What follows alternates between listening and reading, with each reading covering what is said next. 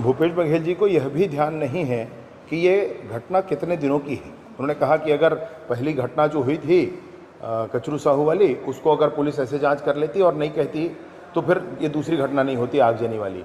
ये अलग अलग दिनों की घटना नहीं है भाई, वो 3 घंटे के अंदर अंदर की घटना है। ये थोड़ा ध्यान करके बोलिए, आप लोगों के बीच में भ्रम फैलाने की कोशिश मत करिए।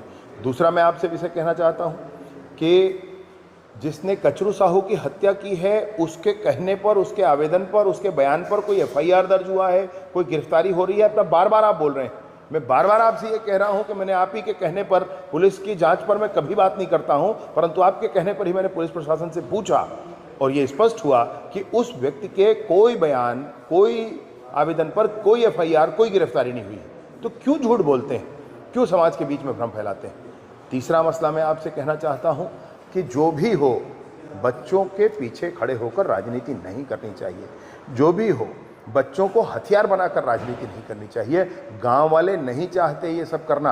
आप कोई वीडियो दिखा रहे थे मेरे कार्यालय का, अरे भैया रोज आइए, रोज मिलेगी ऐसी वीडियो आपको, रोज वीडियो करिए, उसमें रोज वीडियो करिए, कोई बात नहीं। लेकिन ये बच्चों को सामने खड़े करके राजनीति करना ये शोभा नहीं देता। प्रदेश के मुख्यमंत्री रहे हैं आप।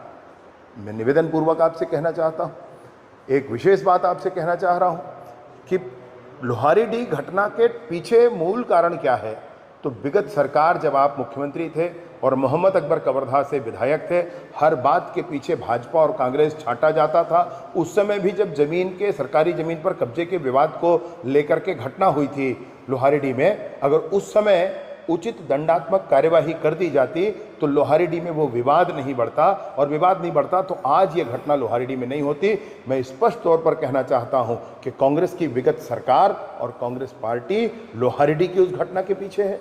कांग्रेस पार्टी सूरजपुर में अभी घटना हुआ उसके पीछे है। कांग्रेस पार्टी बलौदा बाजार में जो घटना हुई है, आपके लोग जेल में हैं अभी, उसके पीछे है। इस तरह से हर जगह षड्यंत्र करके ये काम किया जा रहा है, ये बिल्कुल गलत है।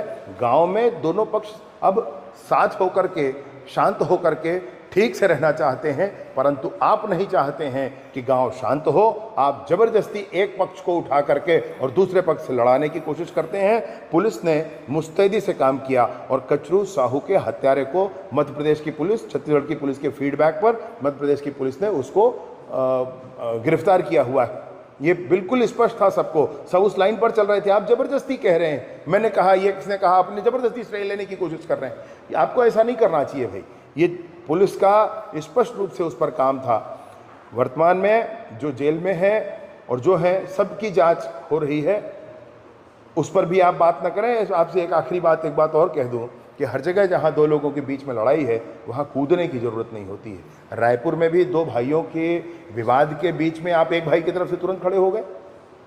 मतलब ऐसे इसको मैंने ऐसे नहीं, हर मेड़ की लड़ाई में नहीं पड़ा जाता है भाई। आप बड़े नेता हैं, क्यों दोनों भाइयों के बीच में लड़ाई करवा रहे हैं? क्यों गांव के दोनों गुटों के बीच में लड़ाई करवा रहे हैं?